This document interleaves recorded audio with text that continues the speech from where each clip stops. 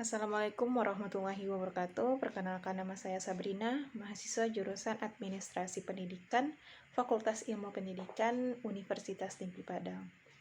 Baiklah, seperti biasa, setiap minggunya kita akan membahas materi seputar mata kuliah Manajemen Humas. Dan tentunya pada minggu kali ini atau pada video kali ini kita akan membahas mengenai yaitu excellent service atau biasa disebut dengan layanan prima di dalam sebuah lembaga ataupun organisasi. Nah, langsung saja kita masuk yang materi yang pertama, yaitu kita akan membahas apa itu sih layanan prima atau biasa disebut kalau di luar negeri itu dengan sebutan excellent service.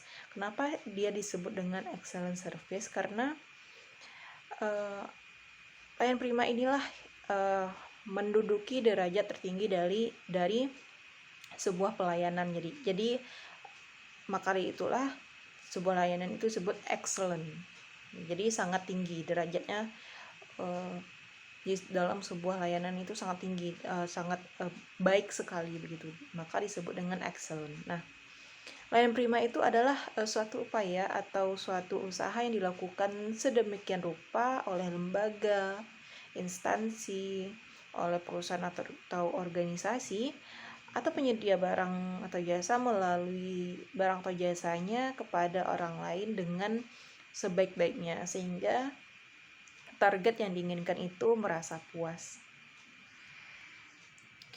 Jadi layanan prima itu adalah layanan yang kita lakukan dengan sebaik-baiknya atau dengan sepuas-puasnya untuk mendapatkan feedback yang baik dari pelanggan terhadap produk atau jasa ataupun lembaga kita begitu.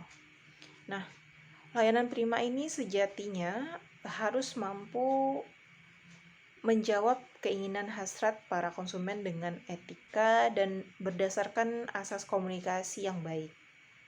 Jadi dalam kita melakukan pelayanan itu kita harus tetap harus memperhatikan etika dan asas-asas komunikasi yang berlaku begitu.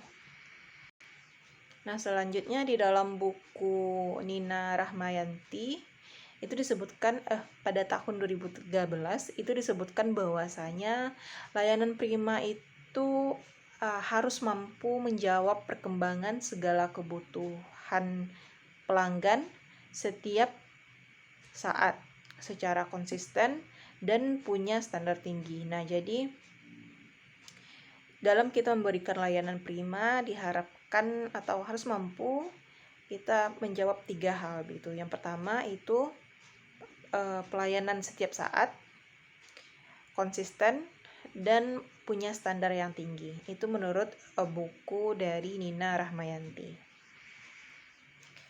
Nah, itulah pengertian dari layanan prima atau excellent service. Selanjutnya kita masuk yaitu keuntungan atau tujuan kita memberikan pelayanan prima terhadap konsumen. Nah, secara umum tujuan kita memberikan layanan prima terhadap konsumen itu ialah sebagai untuk menjalankan fungsi-fungsi yang lainnya seperti fungsi komunikasi, fungsi penilaian, fungsi ekonomi, fungsi persaingan, dan lain-lain. Jadi dalam kita melakukan pelayanan prima itu kita dapat mampu menjalankan fungsi-fungsi lainnya yang ada di dalam perusahaan atau lembaga ataupun organisasi begitu. Nah, kita lihat apa saja tujuan atau keuntungan dari kita memberikan layanan prima itu. Yang pertama, memberikan kepuasan kepada pelanggan. Itu tentu saja bahwasanya tujuan kita memberikan pelayanan prima itu untuk kepuasan dari pelanggan kita begitu. Nah, yang kedua itu untuk memberi kepercayaan. Jadi dalam kita melakukan pelayanan secara prima itu konsumen atau pelanggan kita merasa percaya kepada perusahaan atau lembaga kita. Nah, yang ketiga yaitu untuk menjaga loyalitas dan tingkat intensi konsumen. Dan berikutnya yaitu untuk membantu konsumen dalam mengambil keputusan saat bertransaksi. Nah, jadi pada saat konsumen ataupun pelanggan bingung dalam memilih, misalkan memilih produk dari barang kita gitu, produk atau jasa dari barang kita. Nah, jadi kita harus mampu gitu, harus mampu membuat bahwasanya menjelaskan, oh ini loh produk kita, oh ini loh jasa kita. Jadi menjelaskan satu persatu, jadi konsumen atau pelanggan kita itu merasa, oh saya harus milih ini nih, jadi dia bisa mengambil keputusan untuk membeli produk atau jasa kita. Nah, selanjutnya tujuannya yaitu mempermudah para konsumen untuk memahami produk yang kita jual. Nah, seperti yang saya katakan sebelumnya, bahwasanya dalam kita memberikan layanan prima itu kita menjelaskan barang atau jasa kita yang kita jual. Jadi para konsumen itu sudah memahami produk apa atau jasa apa yang kita tawarkan kepada pelanggan tersebut. Nah, selanjutnya tujuan berikut dari memberikan layanan prima itu ialah menghindari adanya penyalahgunaan wewenang kepada konsumen. Itulah beberapa dari tujuan kita memberikan pelayanan prima terhadap pelanggan ataupun konsumen. Selanjutnya kita melihat yaitu tolak ukur apa saja yang ada dari pelayanan prima ini. Yang pertama itu kita yaitu transparansi, yaitu pelayanan yang terbuka, gampang diakses siapapun. Jadi pelayanan ini bersifatnya harus terbuka gitu. Nah, selanjutnya tanggung jawab. Ini tentu saja dalam sebuah pelayanan kita harus mampu bertanggung jawab gitu. Sesuai dengan bertanggung jawab ini sesuai dengan etika yang ada gitu, undang-undang yang berlaku di dunia perbisnisan gitu, dunia perusahaan atau organisasi. Nah, selanjutnya yaitu tolak ukurnya yaitu kondisi. Jadi pelayanan yang kita berikan itu harus sesuai kondisi dan kemampuan si pemberi. Nah, yang keempat itu ada partisipasi, yaitu layanan bersifat dua arah. Jadi dalam kita melakukan pelayanan itu harus melibatkan dua arah gitu, antara si pemberi layanan dan si penerima layanan. Selanjutnya tolak ukurnya yaitu ada kesamaan hak. Jadi dalam kita memberikan pelayanan prima itu kita harus bersifat adil untuk semua, baik tidak memandang gender, tidak memandang suku, tidak memandang warna kulit, tidak memandang tidak memandang ekonomi begitu. Nah, selanjutnya tolak ukurnya itulah adil. Nah, dalam kita memberikan layanan prima itu kita harus bersifat adil. Nah, tentu saja adil ini baik dari si pemberi layanan maupun si penerima layanan gitu. Nah, itulah tolak ukur dari pelayanan prima. Selanjutnya kita masuk kepada pelayanan prima 7A plus S. Itu biasa disebut dengan 7E ditambah S begitu. Apa aja sih 7A plus S ini? Yang pertama itu ialah attitude. Tentu saja dalam kita melakukan pelayanan prima itu sangat dituntut atau sangat harus kita menerapkan etika-etika yang ada gitu. Sikap kita menemui pelanggan dan lain-lainnya. Karena pelanggan itu ialah raja gitu. Kita harus ramah, memberikan senyuman, memberikan keramahan kepada konsumen atau pelanggan kita. Nah, selanjutnya yang kedua itu ialah attention. Nah, attention ini kita harus memberikan perhatian agar konsumen nyaman. Jadi bagaimana kita sebagai pihak dari lembaga atau organisasi itu memberikan pelayanan atau memberikan perhatian kepada konsumen sehingga konsumen tersebut merasa nyaman dalam melakukan transaksi di perusahaan kita gitu. Nah, yang ketiga yaitu ada action. Nah, action ini yaitu tindakan nyata yang diberikan kepada konsumen. Jadi dalam kita melakukan pelayanan itu tidak hanya sebuah kata-kata gitu. Jadi harus ada tindakan yang kita berikan kepada konsumen sehingga ada actionnya begitu, ada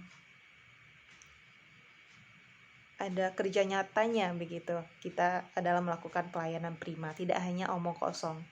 Nah, yang keempat itu ada ability. Nah, ability ini adalah kesanggupan.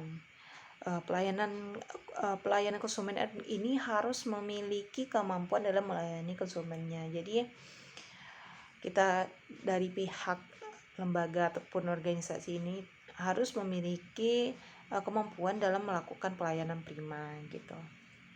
Nah, yang berikutnya atau yang kelima ini adalah ada appearance. Appearance ini kita atau bisa berpenampilan menarik begitu. Menarik, rapi, enak dilihat. Jadi dalam konsumen dalam melakukan pelayanan atau melakukan transaksi kepada perusahaan atau lembaga kita itu juga nyaman gitu, enak dilihat, rapi gitu. Nah, yang berikutnya atau yang keenam itu ada accountability. Accountability ini yaitu pertanggungjawaban. Sebagai pemberi layanan kita harus memiliki rasa tanggung jawab yang tinggi sehingga kita dalam melakukan pemberi layanan itu bertanggung jawab gitu kepada konsumen atau pelanggan kita yang sedang melakukan transaksi kepada lembaga kita. Nah, kita masuk yang terakhir yaitu ada affirmation. Affirmation ini yaitu sebagai pemberi layanan kita harus membuat diri kita berpikir positif. Jadi misalnya ada pelanggan ataupun konsumen melakukan transaksi di tempat kita, di tempat perusahaan atau lembaga kita. Jadi kita harus berpikir positif, pelanggan ini mau berniat baik untuk membeli produk atau barang kita gitu. Jadi dengan kita berpikir positif, dengan kita berpikir baik kepada konsumen atau pelanggan kita, itu akan membawa pengaruh terhadap saat kita memberikan pelayanan gitu. Nah, itulah ketujuh A, 7A plus S. Nah, kita sekarang melihat S-nya. S itu yaitu ada sympathy. Sympathy ini yaitu suatu level di atas empati. Jadi simpati ini adalah sikap kita merasakan dan melakukan untuk membuat rasa itu tersalurkan. Nah, jadi bedanya dengan empati itu hanya kita misalnya melihat kakek-kakek gitu berjualan di tepi jalan sudah pincang gitu. Nah, jadi kita berempati, saya merasa iba. Kita merasa iba, tersentuh hati kita. Nah, itu empati. Nah, sedangkan bedanya dengan simpati ini ialah kita juga merasa iba gitu. Kita juga merasakan perhatian kepada kakek tersebut. Simpati ini ditambah dengan kita juga melakukan aksi gitu. Nah, jadi dalam kita merasa iba, kita memberi dagangan yang mereka jualkan gitu dengan rasa simpati yang ada. Jadi bedanya empati dengan simpati itu adanya tindakan setelah kita merasakan apa yang kita rasakan terhadap suatu hal begitu. Nah, itulah ke layanan prima 7A plus S ini. Menurut saya sampai di sini dulu materi kita pada video kali ini. Semoga apa yang dipaparkan dapat bermanfaat di kehidupan sehari-hari. Baiklah, saya akhiri. Assalamualaikum warahmatullahi wabarakatuh.